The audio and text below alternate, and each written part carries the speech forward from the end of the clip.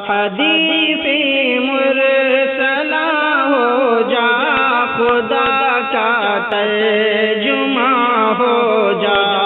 تیری فطرت ہے افلاکی سراپا آسماں ہو جا۔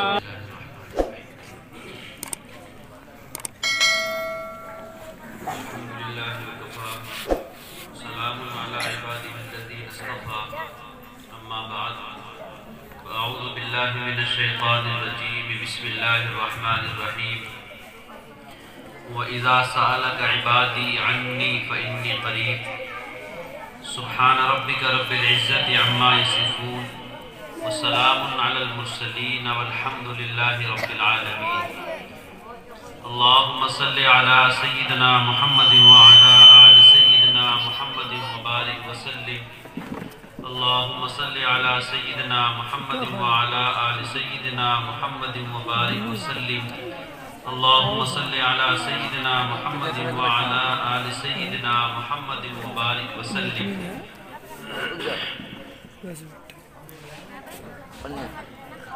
حاضرین محترم،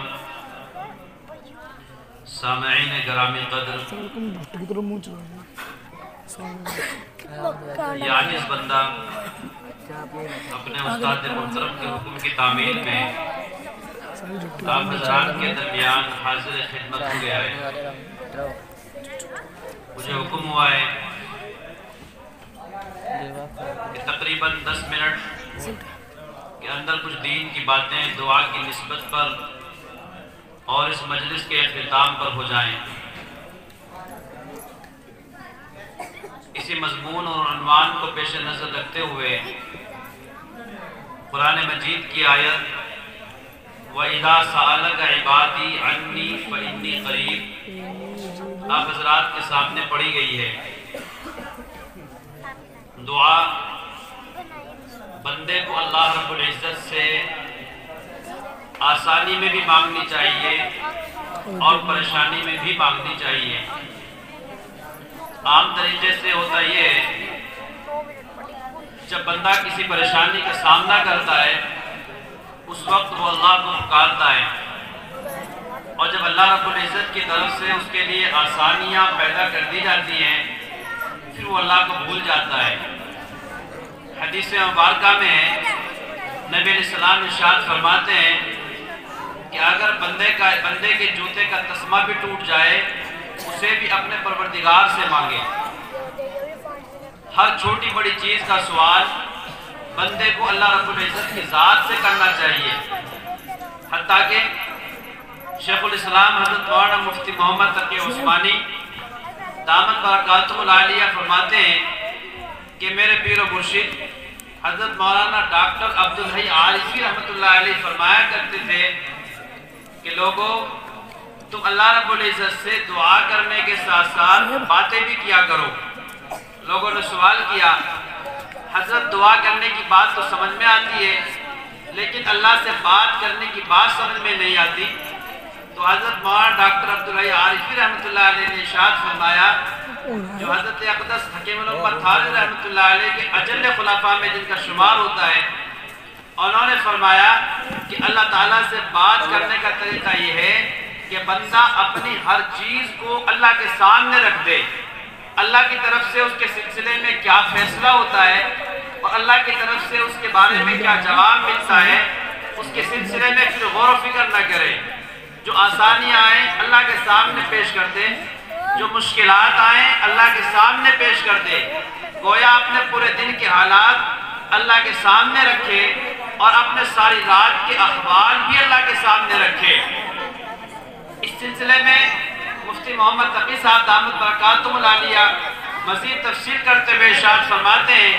کہ کل جب قیامت کے دن بندہ اللہ تعالیٰ کے دربار میں حاضر ہوگا اور وہاں اسے سوال و جواب ہوگا، تو سوال و جواب ہونے کے بعد جس بندے نے اپنے سارے حالات کو اللہ تعالیٰ کے سامنے رکھے ہوں گے وہ کل اللہ کے دربار میں کھڑے ہو کر یہ کہہ سکے گا،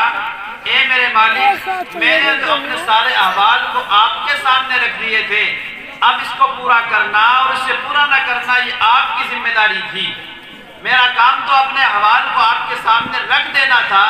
اب آپ نے اپنی مرضی کے مطابق جو فیصلہ کیا ہے اب بہت اچھا۔ چنانچہ اس کو ایک مثال سے سمجھیے، مثال کے طور پر ہم گناہگار ہیں اور گناہگار اتنے بڑے ہیں کہ جس کی کوئی انتہا نہیں ہے۔ میں تو یہ سمجھتا ہوں کہ شاید اپنی زندگی کا ہم نے اب تک کوئی دن ایسا گزارا ہی نہیں ہے جو اللہ تعالیٰ کی نافرمانی سے خالی ہو۔ ہم نے آج تک اپنی زندگی کی کوئی رات ایسی گزاری ہی نہیں ہے جو اللہ تعالیٰ کی نافرمانی کے بغیر ہو۔ چنانچہ فرماتے ہیں ایک بندہ گناہ چھوڑنے کا ارادہ بھی کرتا ہے لیکن پھر اس سے گناہ ہو جاتا ہے، وعدہ کر لیتا ہے، اللہ کے سامنے توبہ کر لیتا ہے، اے اللہ یہ گناہ مجھ سے ہو گیا ہے، اب اس گناہ کو میں نہیں کروں گا،